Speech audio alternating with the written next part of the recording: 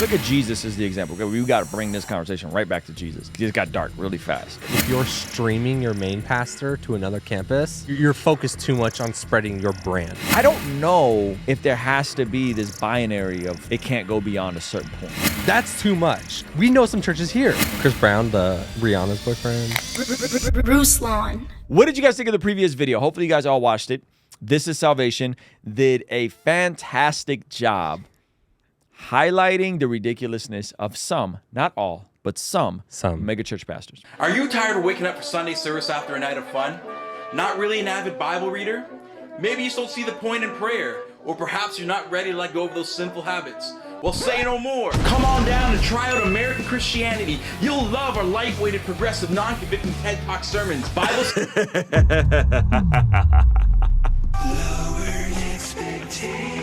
Okay. Yeah, you did a great job. I thought it was hilarious. And I thought it already had like 1 million views. And you're like, no, he just sent me this. He just sent it to me. So you guys got to go support. This is Salvation. This is Salvation. We'll link it below. So his assessment of mega churches, that assessment of like, they're not going to do anything to make you uncomfortable. They're not going to challenge you. All comfort, all vibes, all there for your enjoyment. Do you think that's how most mega churches are? If you choose for them to be. What does that mean? It means do they provide groups? I think most mega churches will go, no, we have groups. We have accountability. You don't have to be in it. You can show up and be immediate. So I'm saying I think all mega churches cater to to that. They allow that as like a you can function just of the coast church. in Yes. and hide, and no one will ever see you. Yes, but they get out of it by being like, well, look at all these groups we can't force you to plug in. We have groups and they're all full. You know, that's interesting. And I actually think to that point, smaller churches do the same sometimes. Interesting. You can coast. You can coast at a church. You can sit in the back. Yeah, they get a live stream up because of COVID, and they keep the stream up, and then you kind of sauce it up a little bit, get some nice cameras. Shout out to my brother Arthur. He said every church should have a number that they should not grow beyond. I like that. You like that? Oh, I love that. Okay, what would the number be where a church gets too big? 1. 2, why do you like that? I like that because biblically, like, there were just more smaller churches. You're able to connect with people. You're able to disciple people. And I think if there's a number that you don't grow beyond, at some point you start focusing on how to touch people instead of how to get more people. And not like that. No Ravi Zacharias, okay? Ravi Zacharias figured out how to touch people in the wrong way. Bro, you just made a essay joke. Last week it was an abortion joke. Now you made a sexual assault joke. It was not a joke, and I'm being serious. I said not like that. And if you think that's a joke, dark humor. Zach is the king of dark humor. You Some need of you rest. guys are into this sort of thing. I'm just like, what, fam? No, so to my point is you have to start like shepherding people in the church, and not just figure out how to grow more things.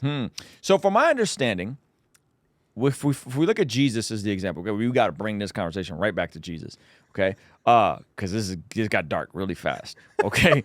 But from my understanding, when Jesus traveled, he would gather crowds. Then he had the 72.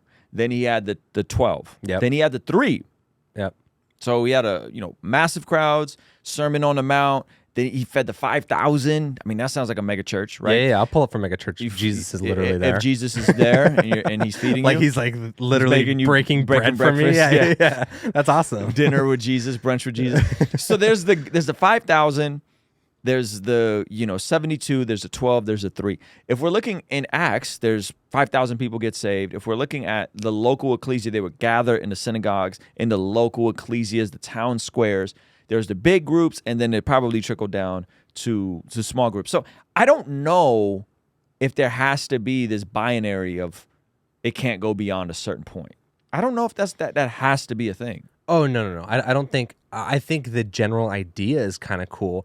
I'm not even against megachurches, to be honest. I just moved to a new city, and we're looking for a new church. And my neighbors just invited us to their church, and it's a You mega got church. real neighbors. Like they I have, like- love your neighbor. Like every neighbor, they take that seriously and invited you to church. Oh yeah, they invited us to their church. How cool is that, And dude? I also heard the church is pretty solid, but I think it has like 4,000 people. And Wow. It's definitely a mega church. And do you know the name of the church or no? oh, I don't remember exactly. Okay. So I think there's a mega church I think of that I actually disagree with them on a bunch of other things Yeah. because they kind of coined the whole like multi-site thing, which I'm not a Oh, fan of. dude, if you're streaming your main pastor to another campus, you're focused too much on spreading your brand. That's too much. We know some churches here. Well, that's where I was going to go. Okay, sorry. I got so angry. You got angry. Dude. I don't know why you're so triggered by this. I'm so triggered. So the church, you guys don't know this, and again, this is going to sound like a contradiction, but it's not. I think it's a paradox. Okay. The church that coined the multi-site streaming Yes. concept is actually from here. It's from where we're at. And if you listen to the Rise and Fall of Mars Hill, they highlight this church. Really? Pastored by Larry Osborne. Oops. Now there's a second pastor co-pastoring, Chris Brown, which I love the co-pastoring. Chris Brown, the Rihanna's boyfriend. That's tight, dude. I want to be pastored by Chris Brown. No, not that Chris Brown. Okay, different Chris Brown. And they coined, they literally created the multi-site. And it was all on the same campus. And then now they got campuses everywhere. And they would have the Edge, where they would do the cool rock music, and then they would have classical, and they would do the hymns, and then they would do something a bit more modern, Hillsong and Chris Tomlin, and they would have these different worship environments, but then On the same campus. on the same campus, and then the message would get piped in, and then they would plant other campuses, right? Now, on the surface, all of this sounds whack, right? Because you think of the screen projector coming down and there's not a live preacher there. Yeah. You would think all this is whack, but at one point, I don't know if this is still true. And again, I'm not saying this is ideal. I'm just saying I think they did this well. Yeah. They had at one point more people plugged into their small groups. It's a 10,000 people church. Wow. They had more people plugged into their small groups, getting discipled, reading through the Bible, then showed up on a Sunday morning and went to one of these multi-venue site things. That's kind of dope. So North Coast, this is the church that's called North Coast, Larry Osborne. They did this well. And I know people personally that still go to North Coast, that went to North Coast, that plugged into small groups, got discipled, got shepherded because of how they structured their small groups. Interesting. So what does that have to do with theater church? Well, it's not about theater. I mean, that is theater church. Like, let's keep it a buck. That is the epitome of we're here to cater to your needs, to the point where there's different rooms for different styles of music. Yeah. Straight up, right? Yeah. And so if that is that, all I'm saying is they were able to execute and still get people discipled. So I think I see what you're saying. I think it's a false binary to say if it's multi-site, if it's too big, if it's this, if it's that, people can't get connected. I think North Coast actually crushed in that area. Yeah. Even though it was a mega church, it was multi-site, so on and so forth. So, and then they have campus pastors that actually pastor the people. Yes. Yeah. So now they have a campus in Escondido. They have a campus. They have campuses everywhere. But I mean, like, to me, my thought process goes to: are you limiting the gifts of another person that could teach at this campus? Like, those are some of my other holding issues. too tight to this idea of like. Those are some of my other issues with Yeah. North Coast. Because then, yes, where do you platform other people? When do other people get to teach? Could those be autonomous churches? So on and so Yeah. forth. I have all kinds of I have other issues. They would probably with North Coast. say those churches wouldn't be that size if the pastor wasn't preaching.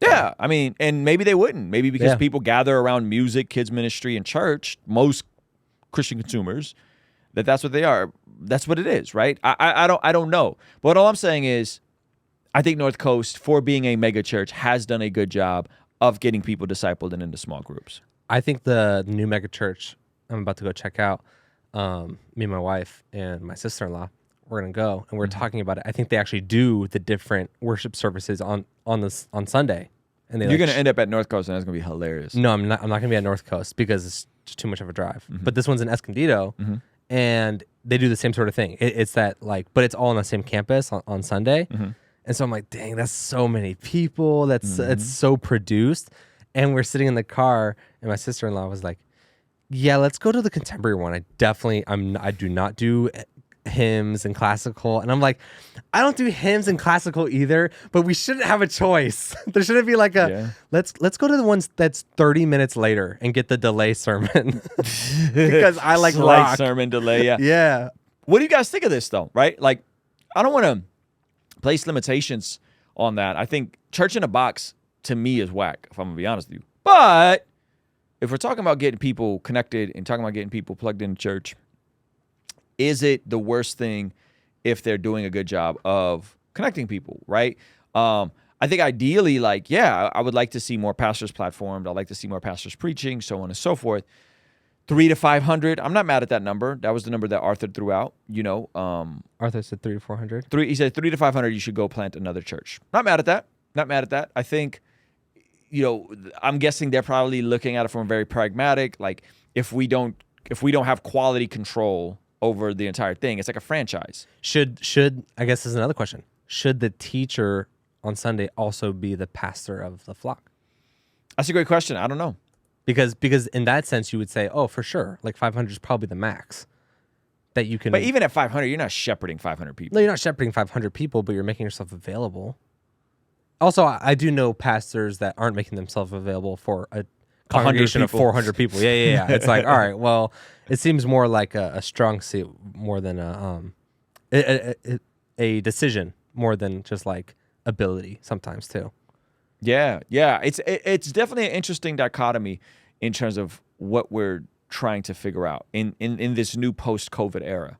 In a perfect world, I would love to see co-pastoring. That's what one of the things, again, another thing I do like about North Coast is there's 2 head pastors, and there's a third guy that's like an executive pastor. He doesn't really teach, but Larry and Chris split it 50-50. I think that's healthy, in my opinion.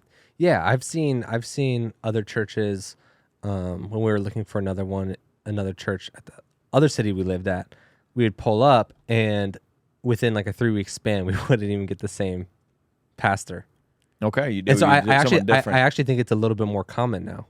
I think people are doing that a lot more. Multi-elder led churches. Yeah, or just at least multiple people teaching to give the head pastor. I'm all for that. I think that's actually really healthy, in my opinion. Hey, if you're not subscribed, make sure you subscribe. First of all, make sure you smash that like button for the algorithm. That really does help out a ton, especially if you made it this far.